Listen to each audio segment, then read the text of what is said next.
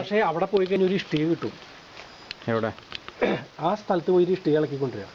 അത് നടക്കാൻ നിൽക്കണ്ട നമ്മൾ. ഏകദേശം പഴക്കവും സൈസും നമുക്ക് അറിയാം.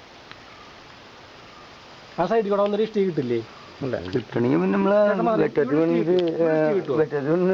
ഇവിടെ ഇഷ്ടിക കിട്ടുവാണെങ്കിൽ അതിന്റെ നേരപ്പിണ്ടിരിക്കാൻ മുകളിലേക്ക് ഇവിടെ ഇഷ്ടിയുടെ കഷ്ണം കിട്ടുമോ?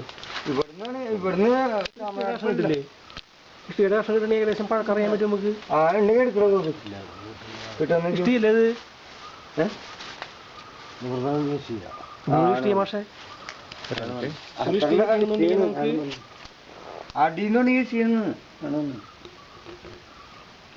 ഇത് കിണറ് കണ്ടിട്ടുണ്ടെങ്കിൽ അമ്പലത്തിലെ കിണറെല്ലാം അറിയും പറയാ. അന്ന് ഇത്ര സൈസില് ഇഷ്ടി കൊണ്ട് അടിയുന്ന മുതൽ കെട്ടണമെങ്കിൽ ഈ രാജ്യത്തിൽ എങ്ങനെ ഇഷ്ടി കൊണ്ട് കെട്ടിക്കണത്? ഇനിയിപ്പോ ഞാൻ വേണ്ട, നിങ്ങൾ ഒരു ദിവസം വരോ ഇവിടെ ഒരു മീറ്റിംഗ് വെക്കാം. അതുകൊണ്ട് എല്ലാവരും ഒരു ഇത് ഓർമ്മയിലുള്ളത് ഇഷ്ടി കിട്ടില്ലല്ലോ അവിടുന്ന്. അത് ഇഷ്ടിയായിരിക്കും. പാടുകൾ കണ്ട അരഞ്ഞു പോയിട്ടുണ്ടെങ്കിൽ അല്ലേ? വന്നിട്ട് ആട്ടിട്ട് വെള്ളം വലിച്ച ഇങ്ങനെ കോരിണ്ടാവും.